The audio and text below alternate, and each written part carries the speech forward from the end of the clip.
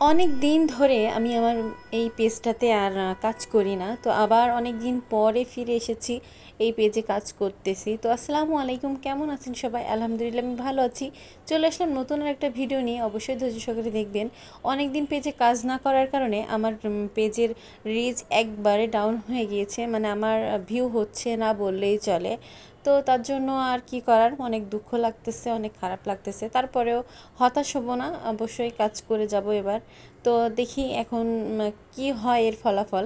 তো আজকে আমি একটু মুরগি রান্না করতেছি। তো অ্যাজ ইউজুয়াল মুরগি তো আমরা সকলেই রান্না করি। তারপরে আমি ভিডিওটা করলাম যাদের জন্য, যারা নতুন তাদের জন্য অবশ্যই, যদি কারোর উপকারে আসে আর আমার ভিডিও। তো আমি প্রথমেই হচ্ছে পেঁয়াজ একটু লাল লাল করে নিয়ে মশলা দিয়ে দিয়েছি। আমি মশলাগুলোর ভিতরে আমার একটা দেখবেন গুঁড়া মশলা ছিল। তো গুঁড়া মশলাটা হচ্ছে আমি এলাচটা সবসময় না গুঁড়া করে একটু মানে কড়াইতে একটু তেলে নিয়ে গরম করে একটু ঠান্ডা হয়ে গেলে তখন ব্লেন্ডারে দিয়ে আমি একটু গুঁড়া করে রাখি। আমার এটা একটু উপকারে আসে আর কি, একটু মানে কি বলে সাশ্রয়ী হয়।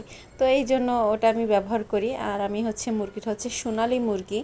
তো পেঁয়াজটা একটু মানে ঝালের পরিমাণ একটু বাড়াই দিয়েছি, আর আলুটা কিন্তু আমি ভেজে নিয়েছিলাম। আর মুরগিতে রসুন হবে না এটা কিন্তু আসলে ভাবা যায় না।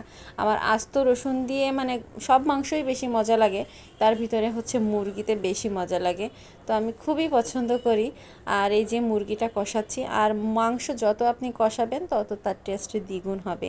তো অনেক যতক্ষণ মানে চেষ্টা করবেন যতক্ষণ তেল না ওঠে ততক্ষণ পর্যন্ত মাংস কষানোর। তো এই পর্যায়ে আমার মাংস কষানো হওয়ার পরে আমি এতে পরিমাণ মতন পানি দিয়ে দিয়েছি, আর একটু জিরা দিয়ে দিলাম। আগেও আমি জিরা গুঁড়া দিয়েছি, তারপরে আবার দিয়ে দিয়েছি একটু। দিয়ে এখন আমি ঢাকনা দিয়ে একটু ঢেকে দেবো। আমি পানির পরিমাণটা একটু কম দিয়েছি, কেননা সোনালী মুরগিতে পানি সাধারণত একটু কম লাগে। আর বেশি নরম হলে খেতে মানে আমার বা আমার ফ্যামিলির কারোরই ভালো লাগে না। তো এই যে আল্লাহ হাফেজ সবাই, আমার মুরগি রান্না শেষ। সবাই ভালো থাকবেন, আমার জন্য দোয়া করবেন।